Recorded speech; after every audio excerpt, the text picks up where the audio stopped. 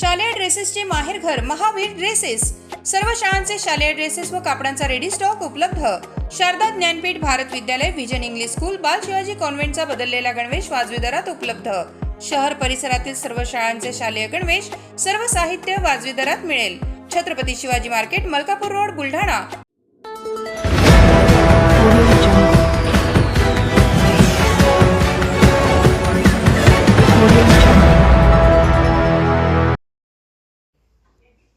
वंचितच्या पदाधिकाऱ्यांच्या कारवर हल्ला।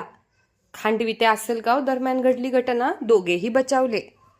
मंगळवारी 25 जूनच्या रात्री 9:30 ते 10च्या दरम्यान वंचित बहुजन आघाडीचे उपतालुकाध्यक्ष सुनील बोदडे आणि युवा आघाडीचे प्रकाश भिसे हे नांदुऱ्यावरून जळगावकडे येत असताना खांडवी आसलगाव दरम्यान त्यांच्या कारवर मोटरसायकलवरून आलेल्या दोघांनी हल्ला केला। या हल्ल्यामध्ये हल्लेखोरांनी लोखंडी रॉडसह बंदुकीचा वापर केला व त्यांच्यावर बंदुकीने गोळी झाडल्याचेही त्यांचे म्हणणे आहे। तथापि या हल्ल्यात दोघेही सुदैवाने बचावले असून घटनेचा तपास पोलीस करीत आहेत।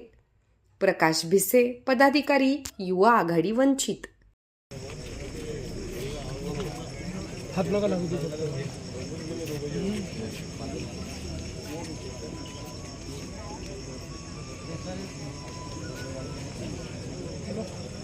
नेमकी घटना आम्ही संध्याकाळी 7च्या सुमारास तालुका वंचित बहुजन आघाडीचे तालुका उपाध्यक्ष सुनील भाऊ बोदडे आणि मी नांदुरा येथे शिवनेरी हॉटेलवर जेवण जाण्याकरता आम्ही जाणार होतो। तेवढ्यात आम्ही नाश्ता वगैरे केला 7 वाजता आणि निघून गेलो।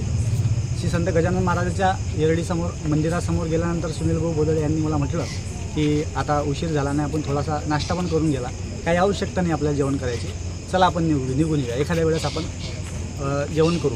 आणि तिथून आम्ही परत गाडी फिरवली आणि गाडी फिरवल्यानंतर खांडवीसमोर आल्यानंतर 2-3 किलोमीटर आल्यानंतर सरळ एक गाडी आली 2 व्हीलर, त्याच्यावर 2 व्यक्ती बसलेले होते हेल्मेट घालून आणि ते सरळ आमच्या गाडीसमोर आल्यानंतर गाडी आम्ही स्लो केली आणि थांबली। थांबताच की ते दोघांनी सुद्धा गाडीवर अटॅक केला।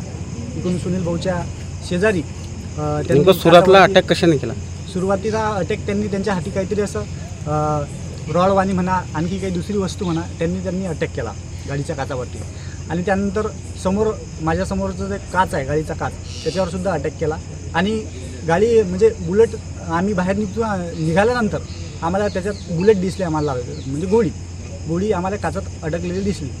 मग आम्ही शांत झालो आणि ठाणेदार साहेबांना फोन लावला। मग त्यानंतर तिथं त्या ठिकाणी ठाणेदार वगैरे आले आणि बाकीची सगळी मित्रमंडळी आणि सर्व पदाधिकारी आले।